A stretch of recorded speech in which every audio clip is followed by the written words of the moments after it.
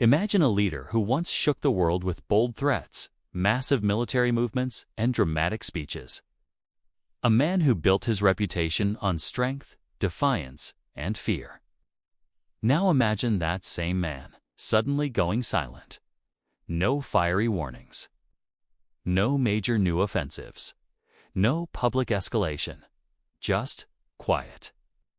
Is Vladimir Putin being forced into silence by American and Western pressure? Or is this calm simply the stillness before a calculated, devastating move? Because when a powerful man stops talking, it usually means he's planning something far more dangerous. For over 20 years, Vladimir Putin has ruled Russia as a man who projects one clear message: I am in control.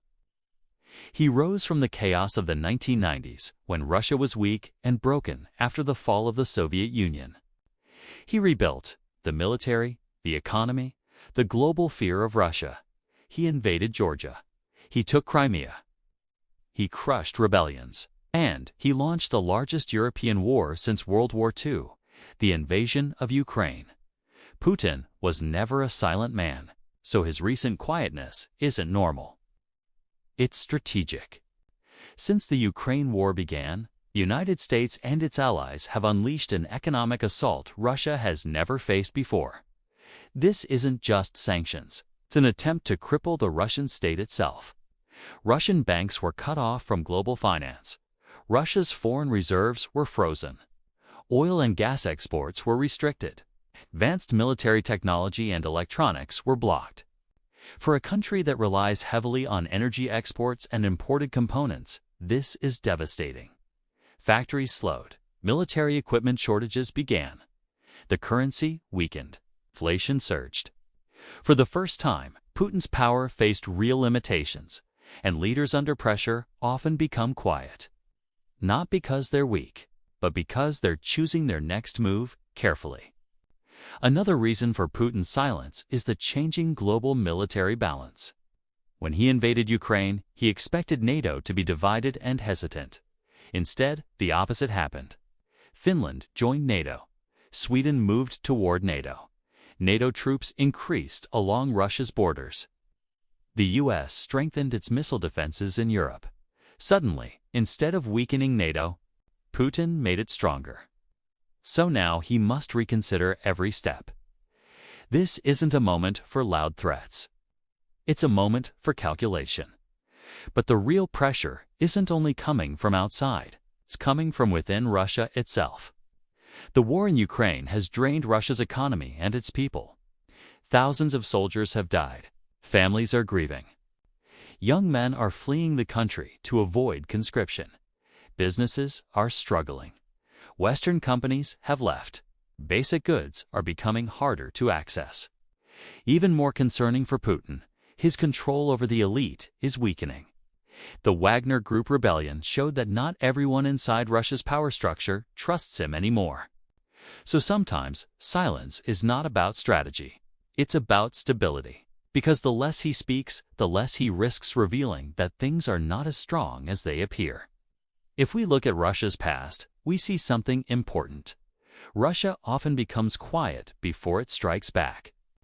When Napoleon invaded Russia, the Tsar didn't respond with loud threats. He waited, let the enemy overextend, then crushed them in winter. When Hitler invaded in 1941, Russia didn't panic. It absorbed the shock, then launched the greatest counterattack in history. Putin understands this history, so his silence may not be fear. It may be preparation. Putin also knows that Russia's greatest weapon isn't only its military, its energy. Europe once depended heavily on Russian gas and oil. When the war began, Russia cut supplies to several countries. This caused energy crises, rising electricity prices, economic instability. Even now, Putin may be waiting for a moment when global energy markets shift again, giving him leverage over the West. Silence here means he's waiting for the world's weaknesses to appear. Putin has always played a psychological game. When he talks loudly, it's to intimidate.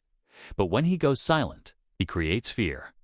The world begins to wonder, is he planning a bigger offensive? A cyber attack? a political disruption, or something nuclear. Silence becomes uncertainty, and uncertainty is a form of power. Putin may also be watching the United States itself. American elections can change global policy overnight. If leadership changes, U.S. support for Ukraine could weaken. Putin doesn't need to act immediately. He just needs to wait for the right political moment. This is not the strategy of a man who has lost. This is the strategy of a man who is playing for the long term. So why is Putin silent? Because he is facing economic pressure from the West, military resistance in Ukraine, growing instability inside Russia, and a world that is more united against him than ever before. But instead of reacting emotionally, he is adapting, watching, waiting, choosing the right time to move. History teaches us one thing: the most dangerous leaders are not the ones who shout the loudest. They are the ones who go silent, right before they act. So if Putin is quiet today, it doesn't mean the game is over. It means the next move might be coming. And when it does, the world will feel it.